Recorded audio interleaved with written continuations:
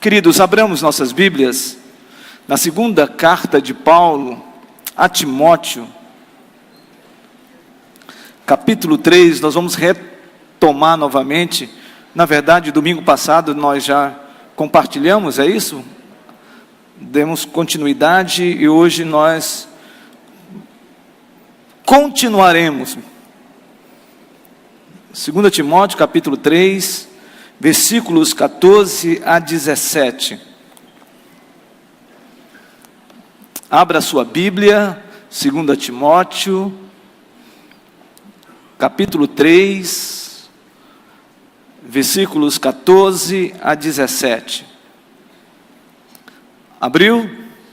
Agora vamos para o texto. Diz o texto sagrado: Tu, porém, permanece naquilo que aprendeste e de que foste inteirado, sabendo de quem o aprendeste, e que desde a infância sabes as sagradas letras, que podem tornar-te sábio para a salvação pela fé em Cristo Jesus. Leiamos juntos. Toda a Escritura é inspirada por Deus e útil para o ensino, para a repreensão, para a correção, para a educação na justiça, a fim de que o homem de Deus seja perfeito e perfeitamente habilitado para toda boa. Que o Senhor abençoe sua palavra. Eu prometo a você que nós vamos terminar no horário, 8 horas. Mas muitas coisas lindas aconteceram aqui, e uma delas foi o pastor João Wilson. Pastor João Wilson, nós amamos você, viu? Amamos você. Você é precioso nessa igreja. Você é precioso nessa igreja. Queridos, não dá para falarmos dos versículos 14 a 17 sem termos uma perspectiva do contexto que está inserido esse texto. Esse contexto é um contexto extremamente importante para que possamos ter em mente o que Paulo está falando a Timóteo quanto à ideia, quanto ao aspecto incisivo, terminante, quando ele diz: permanece naquilo que aprendeste. E eu creio que o capítulo 3, versículo 3, chama atenção para a gente, para que possamos ter uma compreensão melhor do que Paulo está falando. E observe o versículo de número 1, por gentileza, do capítulo 3. Vamos ler juntos? Sabe, porém, isto, o quê? Nos últimos dias sobrevirão tempos difíceis. Mais uma vez, sabe, porém, isto. Nos últimos dias sobrevirão tempos difíceis. Paulo está ministrando e falando e escrevendo a Timóteo as suas últimas palavras. Ele está escrevendo o seu último manuscrito. Ele está aprisionado sob a tutela de Nero. Ele está prestes a ser decapitado. Ele está no calabouço, ele está num lugar úmido, um lugar tétrico, ou seja, um lugar escuro, de sofrimento, e que apenas havia um espaço muito pequeno acima dele, onde entrava o sol e entrava o oxigênio para aquela prisão. E Paulo escreve para o seu filho na fé, o seu discípulo, no sentido de ministração e desenvolvimento para a maturidade na fé de Timóteo, algo importantíssimo, dizendo: Timóteo, tu, porém, sabe, que nos últimos dias sobrevirão tempos difíceis. E me parece oportuno mencionarmos o que Paulo está dizendo sobre um tempo difícil, ou nos últimos dias. Há muitas pessoas que acham que esses últimos dias refere-se ao que vai preceder a parousia de Jesus, a segunda vinda de Jesus.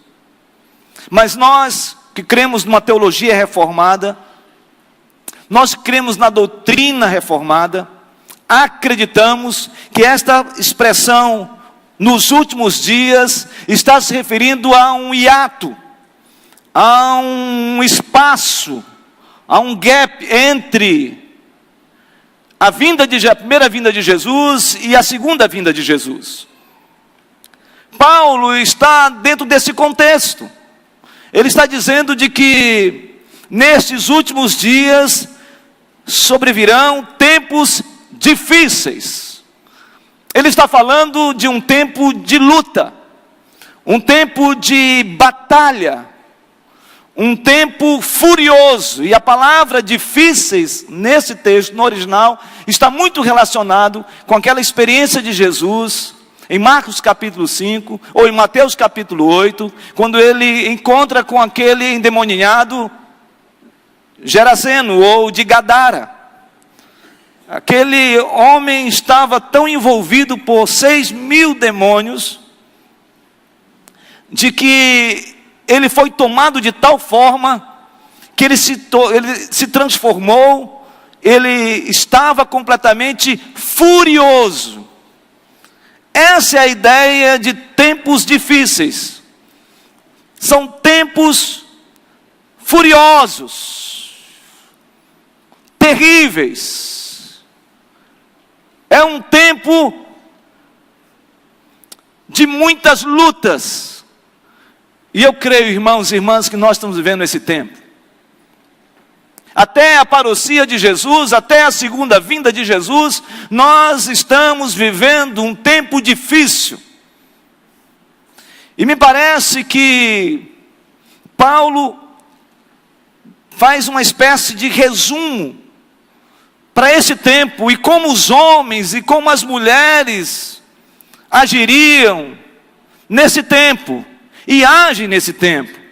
Talvez nós tenhamos aqui um número grandioso, olhando para a Bíblia, de pecados que os homens vivem cometendo, e ele fala que esses homens, nesse tempo difícil, eles são egoístas, eles são avarentos, eles são jactanciosos, eles são arrogantes, eles são blasfemadores, desobedientes aos pais, ingratos, irreverentes, desafeiçoados, implacáveis, caluniadores, sem domínio de si, cruéis, inimigos do bem, traidores, atrevidos, enfatuados, mais amigos dos prazeres que amigos de Deus, tendo forma de piedade, negando-lhe entretanto o poder. Foge também destes. Paulo fala isso para Timóteo. Timóteo foge dessas pessoas. E é interessante porque Timóteo sintetiza isso em 3 questões básicas a respeito desses homens que praticam algo tão terrível nesse tempo que se tornou um tempo furioso.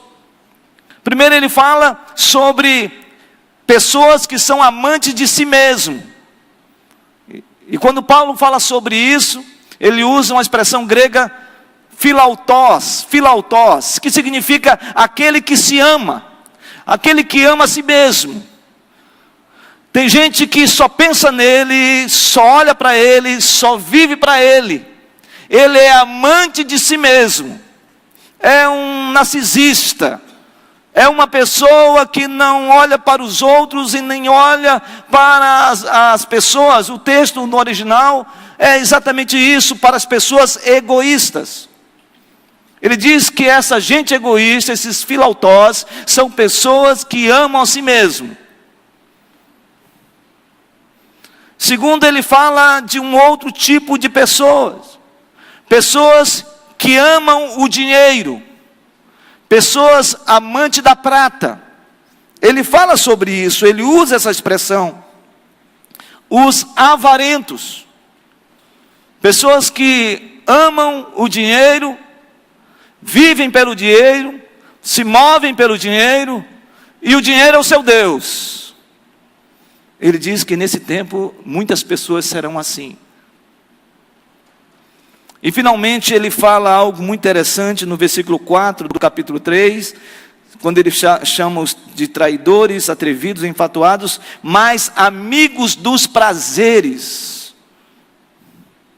Novamente, ele fala sobre gente que se autocultua. É a somolatria, soma corpo. Gente que adora o seu próprio corpo, gente que vive pelo prazer, gente hedônica, do hedonismo, o prazer pelo prazer. Então, Paulo diz que nesse tempo difícil, essas pessoas serão movidas por ser amante de si mesmo, amante dos prazeres e amante do dinheiro. Ou, em outras palavras, sexo, poder.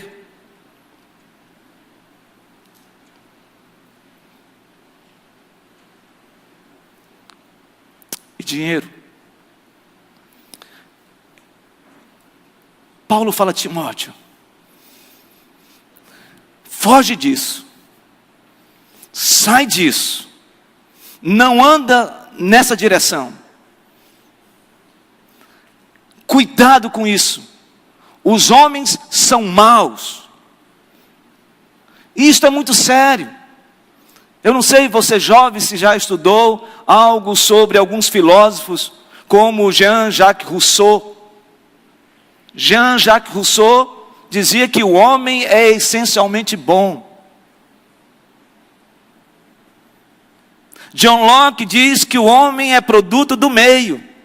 Ou seja, tudo que acontece com o homem é o meio que gera neste homem tal situação que ele se torna mal.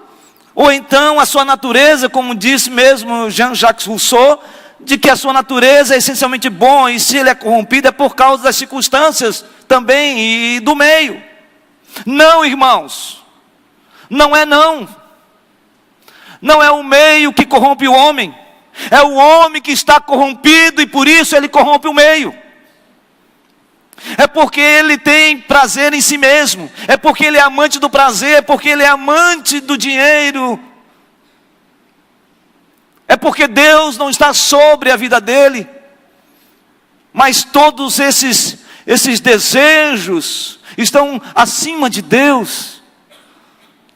Então, o homem hoje é essencialmente dentro de si, completamente depravado, e ele precisa da graça de Deus, ele precisa do amor de Deus, e gente que não está debaixo da graça de Deus, Paulo diz: Timóteo, foge disso.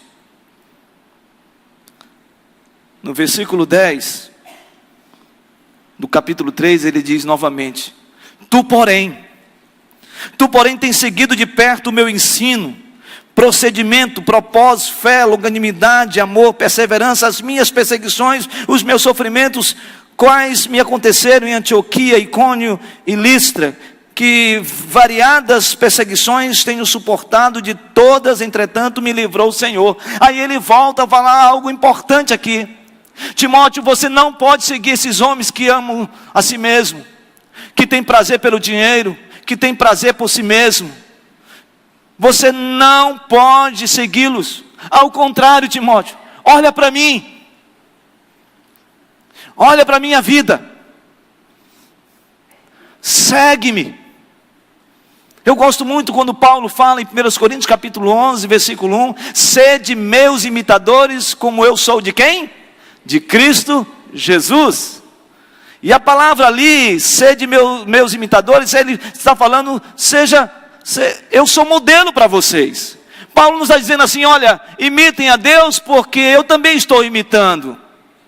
Não, ele chama a atenção para si e diz para a igreja de Corinto: olhe para mim. Para os membros de Corinto: olhe para mim, me imitem, porque eu estou imitando a Cristo. Sabe, irmãos, nós estamos numa geração que está precisando rever e observar algo importantíssimo. Está escasso modelos. Hoje é difícil encontrar modelos.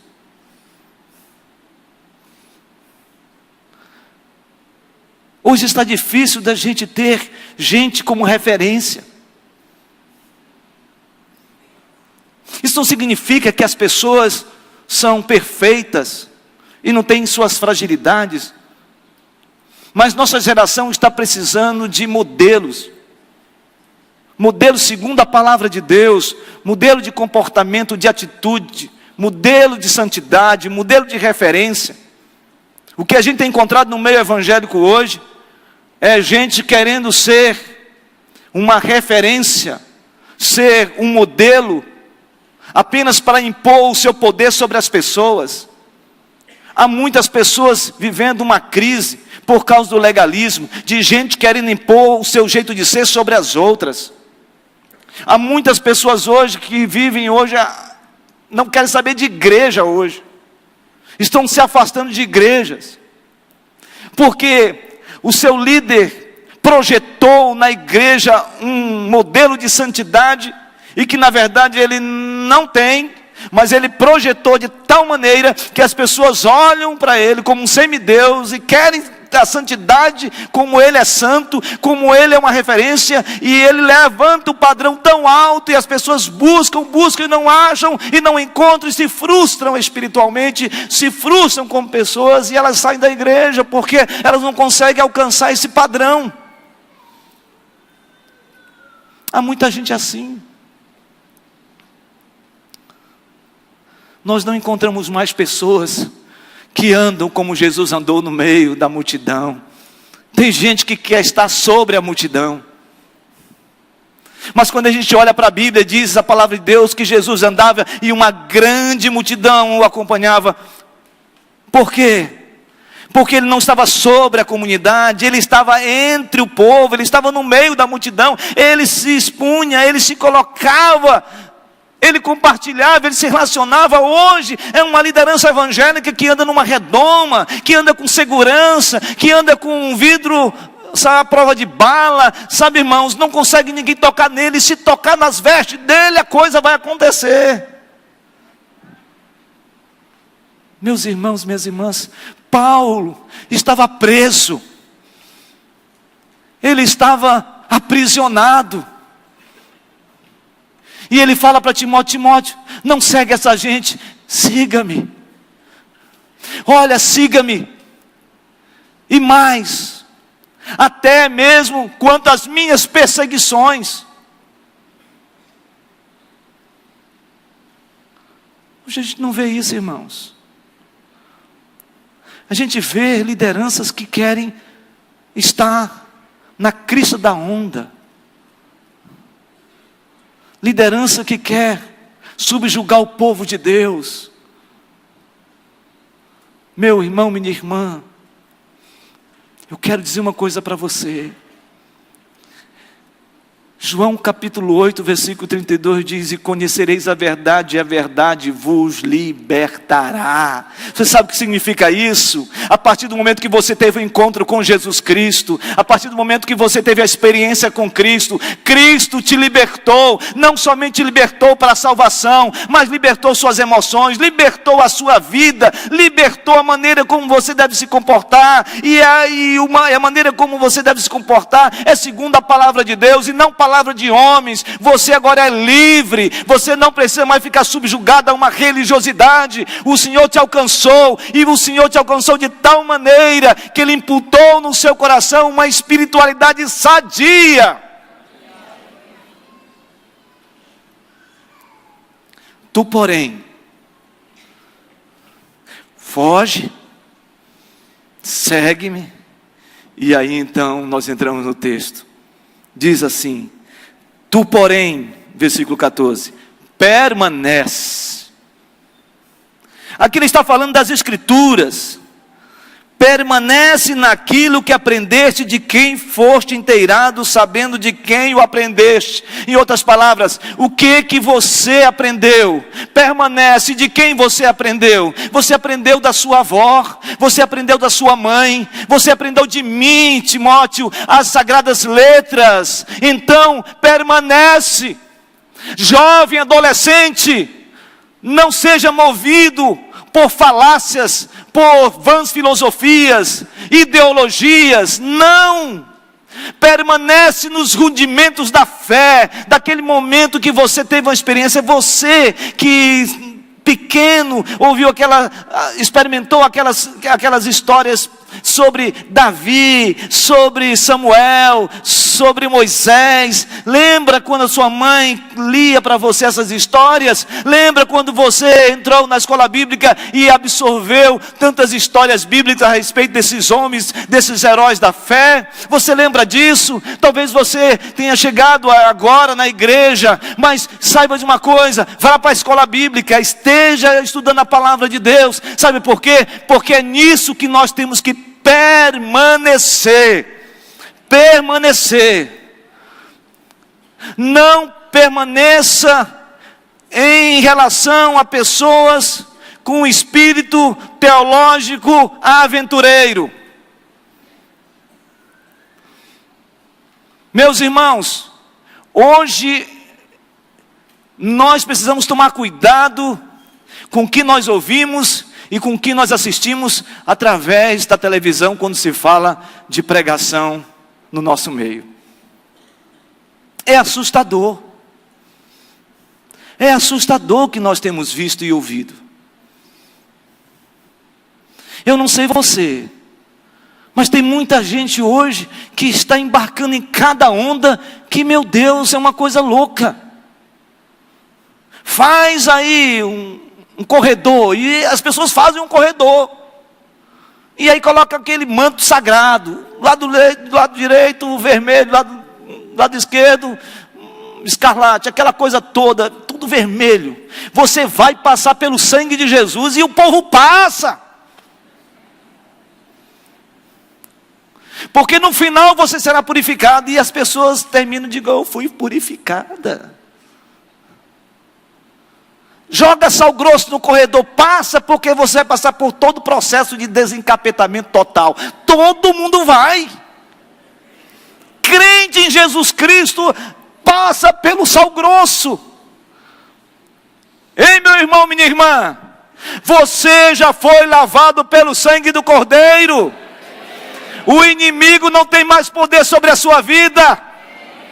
O Senhor Jesus te fez propriedade dele, então o inimigo não tem mais direito e propriedade sobre a sua vida e nem possessividade, porque quem reina na sua vida é Jesus. Então pare disso. Pastor Francisco, o senhor não sabe, estive numa igreja evangélica maravilhosa, que disse: a última embarcação de Cristo. Quem vai na última embarcação? E tem gente fazendo embarcação para ir mesmo. Irmãos, é uma coisa assustadora. Igreja Puleiros dos Anjos. E os irmãos querem ficar em cima de puleiro agora, porque... Irmãos, se abrir uma sala e colocar assim uma placa: hoje aqui vai ter um santo de Israel, e esse santo de Israel vai revelar o oculto e escondido. Irmãos, lota. Em que nós estamos permanecendo? Você, Timóteo, permaneça naquilo que de fato você aprendeu. Jovem, você que está na universidade, você tem ouvido muita coisa, e eu sei que você ouve muitas coisas, porque no tempo de universidade eu também ouvi muitas coisas. E olhe, quando eu fazia filosofia, imagina só, curso de filosofia, meus irmãos, era bombardeio de todo lado, filosofia medieval, filosofia clássica, era um negócio assustador, e os professores com uma convicção enorme, quase que eu me converto. E nós embarcamos, a juventude está embarcando nessa, porque parece que a igreja evangélica também não tem respondido à realidade deles. Nós não nos posicionamos quanto ao criacionismo. Nós deixamos os nossos jovens vulneráveis nas faculdades, porque nós não discutimos esses assuntos dentro da igreja. Quem está falando é Paulo. Quanto à lei, Paulo, fariseu, homem com doutorado aos pés de Gamaliel, um homem com um conhecimento helênico da filosofia grega, um homem com uma percepção greco-romana, um homem sábio, não só em conhecimento intelectual, mas sábio no sentido sapiencial, que é a ideia de maturidade de conhecimento.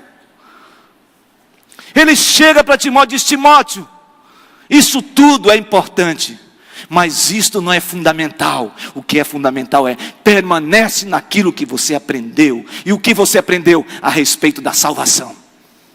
É isso que ele está dizendo aqui. No versículo 15 ele é claro: a palavra que foi proferida do Antigo Testamento como promessa de Deus e do Novo Testamento como cumprimento das promessas de Deus. Do Antigo Testamento em você visualizar o Messias no futuro e olhar para o Novo Testamento como algo concreto desse Messias que veio, ungido de Deus, Jesus Cristo.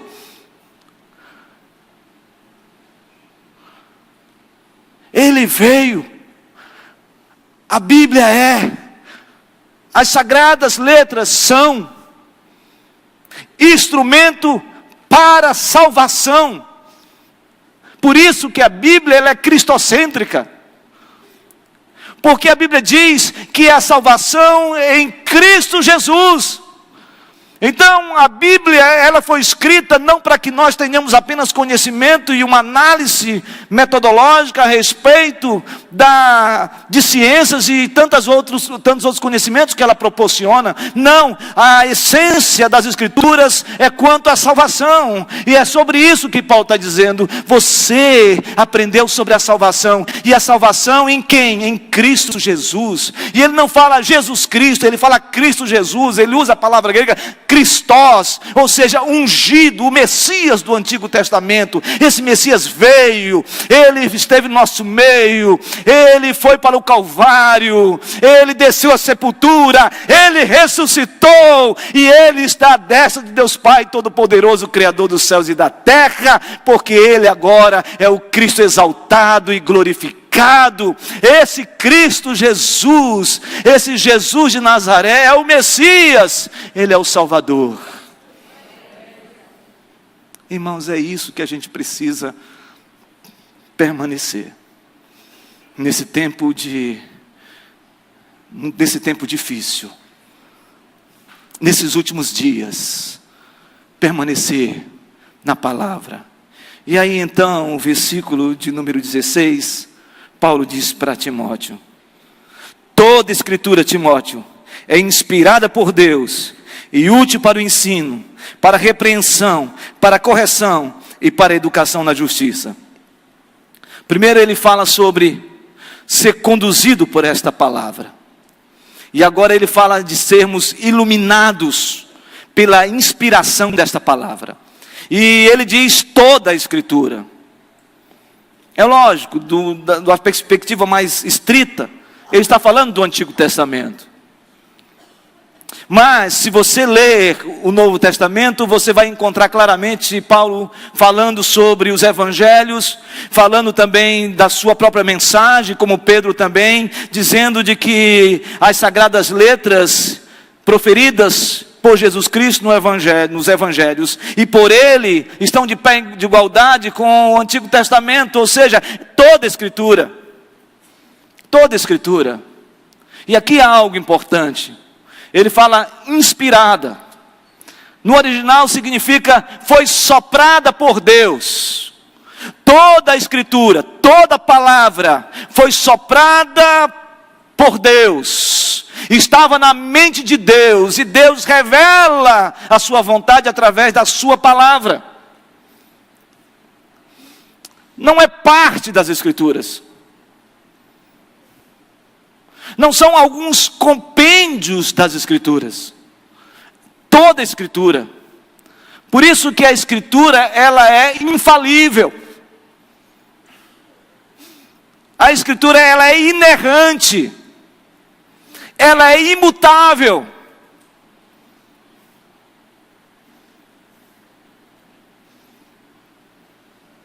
Toda a Escritura.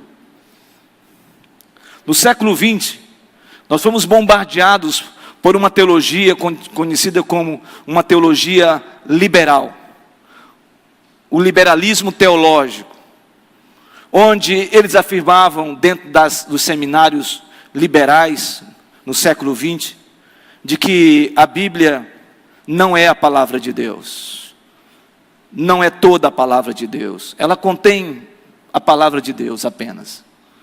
Ela não é um livro completamente sagrado, ela é um livro comum, que as pessoas podem ler, interpretar e avaliar alguns aspectos que sejam inspirativos.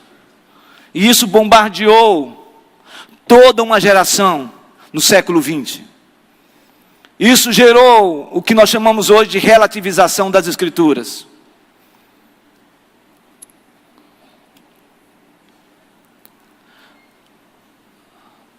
Nós vivemos uma época conhecida como a era da pós-modernidade.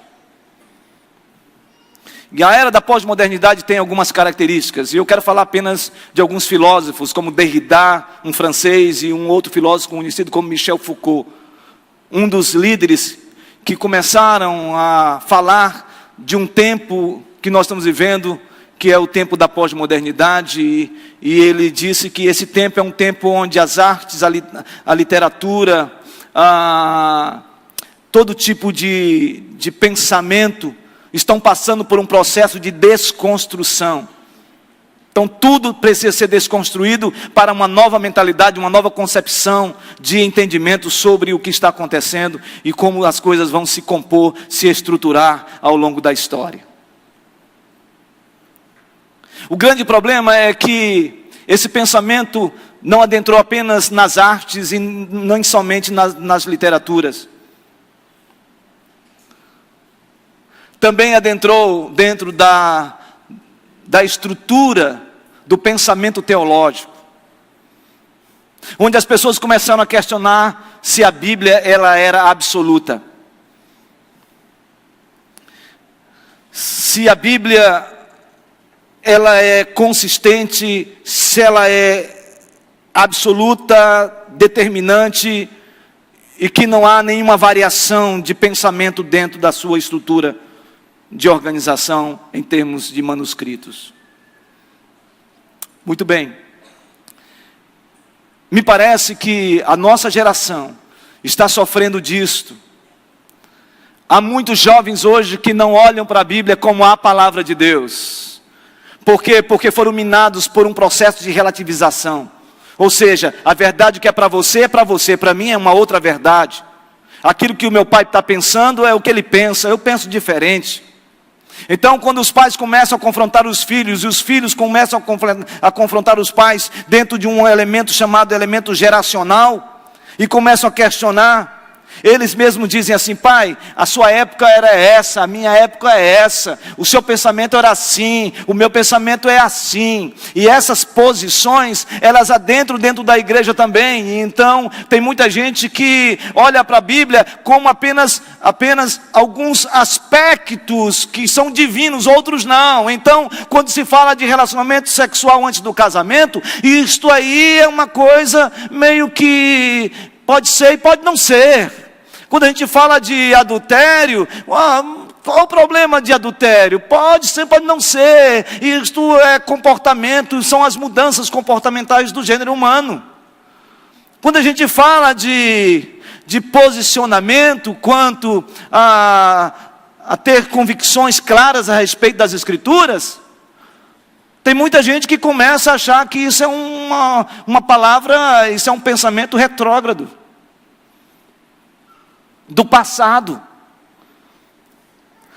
A gente não percebe, mas isso tem adentrado dentro da igreja. E a gente começa a perceber que há pensamentos de que eu posso fazer isto e caminhar nessa direção, segundo alguns princípios bíblicos, e outros não. Não, irmão e irmã. Não é essa a direção de Deus para a nossa vida. A Bíblia, ela é toda inspirada. Foi inspirada, soprada por Deus. Quando a Bíblia fala que é pecado o adultério, é pecado mesmo. Quando a Bíblia fala que sexo antes do casamento é prostituição e é pecado mesmo. Quando a Bíblia fala sobre mentiras e viver uma vida de mentira, isso também é pecado. Quando a Bíblia fala de infidelidade, quando a Bíblia fala dos nossos tipos de comportamentos escusos, escondidos, e que só nós sabemos o que nós fazemos, e nós não abrimos o nosso coração para Deus, e reconhecemos quem nós somos, e sabemos que muitas vezes isto que nós praticamos é pecado, a Bíblia está dizendo é pecado mesmo. O que está acontecendo é que nós estamos rasgando da Bíblia a palavra salvação, a palavra pecado, a palavra inferno. Nós estamos tirando da Bíblia todo tipo de menção sobre justificação pela fé. Nós estamos rasgando da Bíblia o céu, a eternidade. Nós estamos tirando tudo isso e queremos que a Bíblia seja apenas um instrumento de elevo para a minha alma. E a gente chega na igreja no domingo, a gente quer uma palavra que seja adocica, meu amor. É isso. Não, irmãos. Toda a Escritura é inspirada por Deus. E para quê? Ela é útil para o ensino. Ou seja, ensina que é didascalia, ou seja, que você apreenda, que você seja pedagogicamente ensinada por ela, para que você viva uma vida plena, para repreensão, para nos repreender. Meu irmão e minha irmã, não adianta você chegar numa igreja que apenas passa a mão na nossa cabeça e não fala, nos confronta com a nossa realidade. Isto, irmãos, não é certo. Nós precisamos chegar na igreja e ouvir a palavra de Deus, toda a palavra de Deus, seja tempos de bálsamo sobre nossas vidas, seja tempo de vara, mas tudo isto segundo a palavra de Deus. Deus quer repreender-nos, irmãos, muitas vezes. Sabe, irmãos e irmãs, muitas vezes nós estamos encarando essas realidades aí, porque a igreja está se omitindo, e ela está sendo repreendida pelo próprio Deus. Faltam 2 minutos. Estou sendo repreendido para a correção. Isso é muito lindo, porque primeiro se repreende, ou na verdade, você é corrigido e é repreendido simultaneamente. É algo maravilhoso. Você é repreendido e se corrija. É isso que a Bíblia está dizendo. Francisco, para com esse negócio. Se ajeita, toma jeito. Tem gente que quer que a Bíblia seja apenas um instrumento de consumo próprio. Pastor Francisco, hoje eu cheguei na igreja, sentei na cadeira e eu gostaria que o Senhor falasse comigo. Fala comigo, Senhor. E aí a gente abre a boca e diz, aqui ó. Nos tornamos cristãos consumidores. E aí, eu lembro do meu pai que dizia que quando a gente pedia uma coisa, ele falava, você só quer na boca que nem galo cego. Tem gente que é assim. Mas ele diz assim, para a correção, para a educação na justiça, a fim de que o homem de Deus, aqui, homem e mulher de Deus, seja perfeito e perfeitamente habilitado para toda boa obra.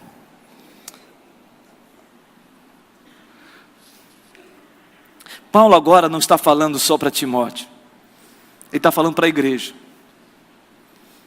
Eu estou vendo aqui, olha, vou olhar daqui para frente aqui, você que está cutucando a sua namorada, olha, daqui, eu estou olhando, e pela fé, eu estou vendo homens e mulheres de Deus, homens e mulheres de Deus, todos aqui, igreja, seja adolescente, seja jovem, seja adulto, você pode olhar e falar, eu? O senhor tem certeza? Eu sou o maior pecador da face da terra, eu estou falando pela fé. Homens e mulheres de Deus, homens e mulheres de Deus, para viver uma vida perfeita e perfeitamente, o que Paulo está dizendo aqui? Para você viver maduro, com maturidade. Um adolescente, você pode ser maduro. Você pode ser madura na fé. Jovem, você pode ser maduro. você pode ser uma jovem madura na fé. Homem, mulher, vocês podem ser maduros na fé. E isso acontece pela palavra de Deus. E você está sendo forjado nessa igreja, habilitado nesta igreja, para toda boa obra. O Senhor está preparando um grande exército. O Senhor está preparando uma igreja forjada pela palavra de Deus, que crê na inspiração divina, que crê na inspiração das Escrituras, que foi sopro de Deus, que estava na mente de Deus, que foi movido, como diz a palavra do Senhor em 2 Pedro, capítulo 1. Homens santos foram movidos pelo Espírito de Deus a escrever algo santo, maravilhoso, não por lucubração humana, não feito por elucidação humana, mas foi algo divino que Deus fez, usando o homem, com seu estilo literário, com seu comportamento, a sua maneira de ver o mundo, a sua cosmovisão. O Espírito Santo de Deus inspirou essas pessoas, soprou nessas pessoas, para que elas, movidas pelo Espírito de Deus, escrevessem essas santas letras, sagradas letras, para edificar a igreja. Deus se revela na sua palavra, e esta palavra é para que você saia daqui hoje declarando: eu sei quem eu sou, e eu vou andar com a palavra até o final da minha vida, para a glória de Deus, em nome de Jesus. Vamos ficar de pé?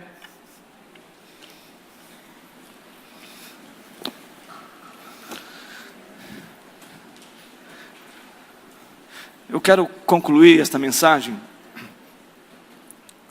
com essa ideia de que quando Pedro falou sobre a superioridade das Escrituras, ele fala algo muito lindo, e eu quero ler com você. Você não precisa abrir, depois você lê na sua casa. 2 Pedro capítulo 1,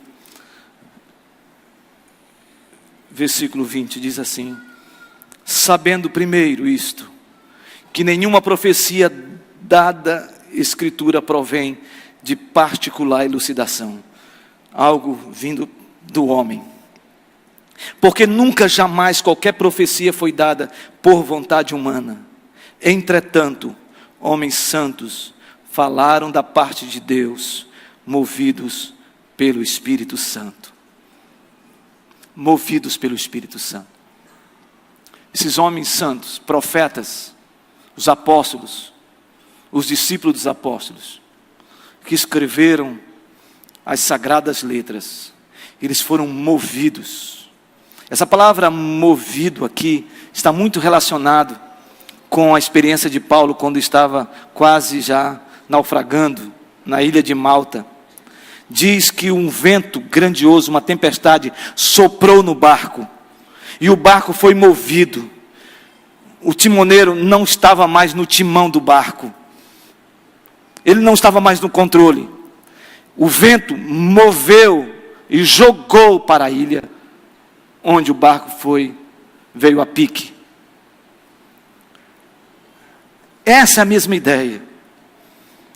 As Sagradas Escrituras, elas foram movidas pelo Espírito Santo de Deus sobre homens, com suas capacidades, sua forma de pensar, mas eles estavam completamente tomados pela mente de Deus, envolvidos pela palavra de Deus, e escreveram da parte de Deus. Meus irmãos, minhas irmãs, hoje nós não estamos mais sob uma inspiração quando lemos a Bíblia, nós estamos sob uma iluminação. Quando você lê a Bíblia, você está sendo iluminado pelo Espírito Santo. E o meu desejo nesses dias é que quando você estiver lendo a Bíblia, você seja movido pelo sopro de Deus, para gerar no seu coração uma convicção grandiosa, de que o Senhor está falando com você.